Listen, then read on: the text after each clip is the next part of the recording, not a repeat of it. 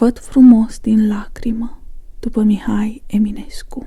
În vremuri de demult era odată un împărat, întunecat și gânditor ca miază noaptea, și avea o împărăteasă tânără și zâmbitoare ca miezul luminos al zilei.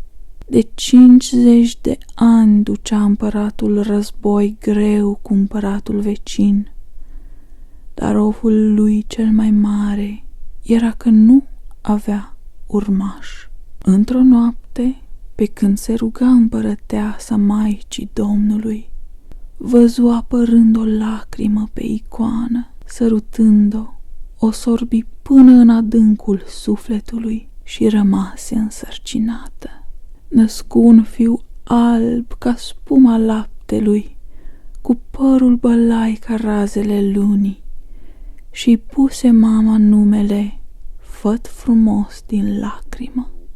Și se făcea tot mai voinic și mai frumos ca brazii codrului, crescând într-o lună cât alții într-un an.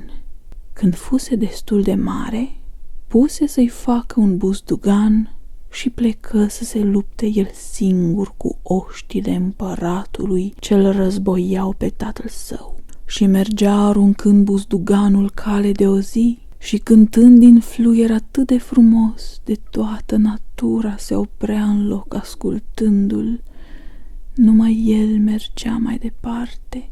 Când era spre seara zilei a treia, buzduganul căzând se izbi de o poartă de aramă și o zdrobi. Făt frumos trecu și dincolo văzu un lac sclipind de limpede, cu nisipuri de aur, în centru având o insulă cu păduri de smarald, din care se ridica un mândru palat de marmură albă. Făt frumos luă luntrea aurită și vâsli până la palat.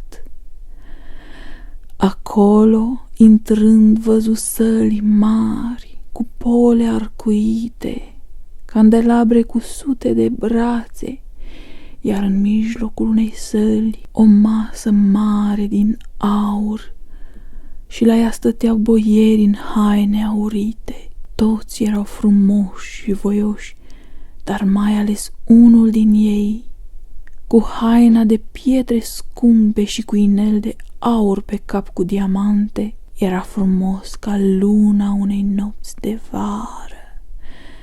Dar tot mai mândru era Făt frumos. Acela era împăratul. Îi ură bun venit lui Făt frumos și îi spuse că decât să se războiască, mai bine ar fi frați de cruce. Făt frumos acceptă și sărbătoriră și se ospătară împreună.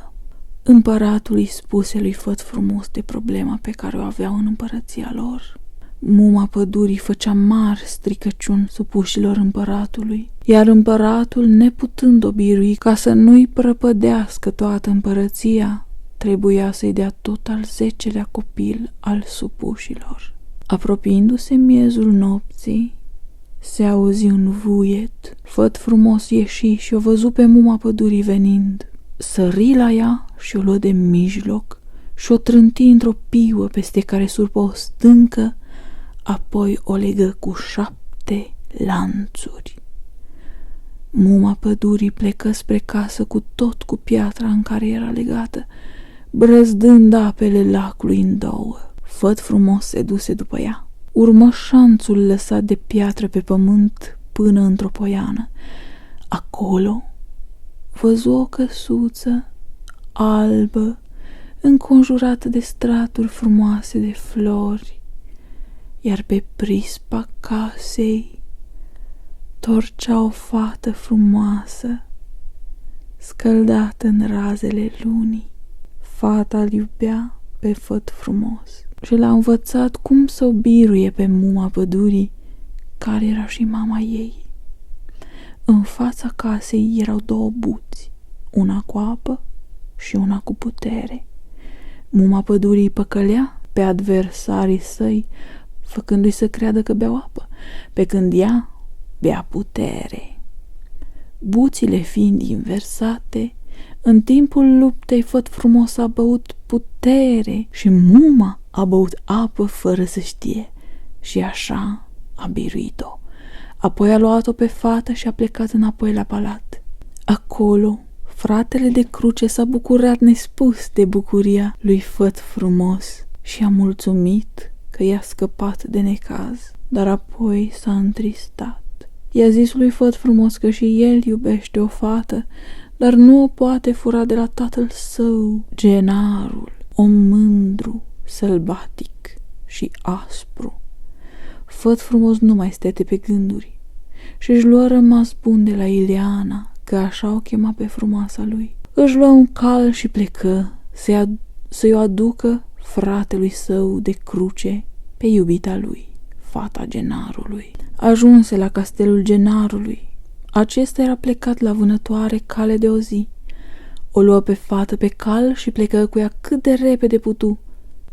În sala cea mare a castelului, în cenușa vetrei, veghea un motan cu 7 capete, care când urla dintr-un cap se auzea cale de o zi, iar când urla din câte 7 se auzea cale de 7 zile. Motanul urlă dintr-un cap, iar Genarul porni pe urma fugarilor și ajunse și-și luă fata înapoi. Genarul nu-i făcu nimic lui făt frumos de data asta, dar zise că următoarea dată nu-l mai iartă. Apoi se întoarse, însă făt frumos nu se lăsă și în ziua următoare mai încercă odată. Chiar dacă luă un cal din însuși grajdul Genarului, acesta din urmă tot îl ajunse, căci avea un cal cu 2 inimi. Genarul își luă fata înapoi, iar pe făt frumos îl a zvârli în niște nori negri de furtună. Acolo fuse fulgerat și din el mai căzu pe pământ doar cenușă. În locul în care căzu ieși un izvor, trecând pe acolo Dumnezeu și Sfântul Petru. După ce se răcoriră și băură din apa izvorului, Sfântul Petru îl rugă pe Dumnezeu să facă izvorul ce era mai înainte. Plecând ei de acolo, izvorul s-a făcut iar făt frumos. El înțelese minunea învierii sale și îngenunche spre soarele ce se îndepărta pe ape. Apoi își aduse aminte de făgăduința ce-o făcuse fratelui de cruce și plecă iar spre castelul Genarului. Acolo, fata îl transformă într-o floare și îl puse printre celelalte flori la fereastră, iar când veni Genarul de la vânătoare, ea îl întrebă de unde-și are calul. Genarul spuse că l-are de la o babă de la malul mării, la care trebuie să păzești iepele 3 zile. Dacă reușești, vei fi lăsat să-ți alegi ca răsplată un cal, iar dacă le vei pierde, baba îți taie capul și ți-l pune într-un par. Dar chiar dacă păzește cineva bine iepele, baba tot îl viclenește și scoate inimile din caii cei frumoși și le pune într-un cal mai slab, ca omul să-și aleagă un cal fără inimă. Făt frumos auzi tot. După ce a plecat Genarul la vânătoare, el a pornit spre baba de la malul mării. În drum salvă de la arșiță un țânțar pe care îl duse în umbra pădurii și un rac pe care l-aruncă în mare. Ajunse la babă și după ce mâncă din mâncarea gătită de aceasta, plecă cu iepele la păscut, dar a dormi și nu se mai trezi decât spre dimineață. Când era convins că va avea să sfârșească cu capul înfipt în par, văzu iepele venind spre el dintr-o pădure, mânate de un roi de țânțari. A doua zi se întâmplă la fel, dar fuse salvat de o mulțime de raci care scoaseră iepele ce se ascunseseră pe fundul mării. A treia zi, fata care era cu baba îi spuse să nu mai mănânce mâncare făcută de babă, care e cu somnoroasă, ci îi făcu ea mâncare într-ascuns. Așa, făt frumos nu mai a dormi și putu păzi iepele. Iar dimineața își alese cel mai slab cal dintre toți. Exact în acel cal pusese baba inimile celorlalți cai. Așa avea 7 inimi. Fata babei îl rugă pe Făt Frumos să o ia cu el, căci baba nu avea de gând să se lase păgubașă și lui va prinde bine. Plecară împreună ca vântul și ca gândul. Se făcuse întuneric când fata zise că o arde în spate. Făt Frumos se uită înapoi și văzu o volbură înaltă, verde, cu 2 ochi de jăratic ce trimiteau foc în spatele fetei. Învățat de fată, el aruncă o perie. Deodată apăru în urma lor o pădure în care baba se pierdu. Făt Frumos spuse calului să meargă și mai repede, dar nu trece mult și fata iar îi spuse că o arde în spate. În urma lor era o pufniță mare și sură cu ochi de foc. Făt Frumos aruncă cutia și în urma lor se înălță o stâncă. Nu trecu mult și fata iar simți că o arde. Baba găurise stânca și trecuse prin ea ca un fum. Făt Frumos aruncă atunci năframa și se făcu un lac întins. Auzind Făt Frumos foșnetul aripilor miezului nopții care se apropia, zvârli buzduganul și îl lovi în aripi.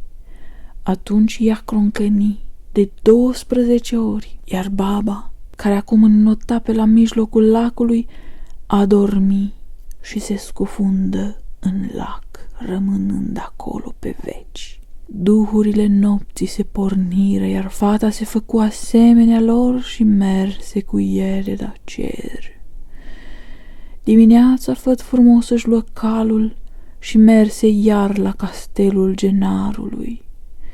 De data aceasta reuși să-i fure fata și se întoarse cu ea la împărăția fratelui său de cruce. Acolo îl aștepta Ileana lui. Făcură nuntă ca în povești, întâi împăratul cu fata genarului, apoi Făt Frumos cu Ileana lui și se bucurară și trăiră fericiți până la adânci bătrânețe. Și dacă e adevărat ce se povestește, că pentru feți frumoși vremea nu vremuiește, or mai fi trăind și astăzi.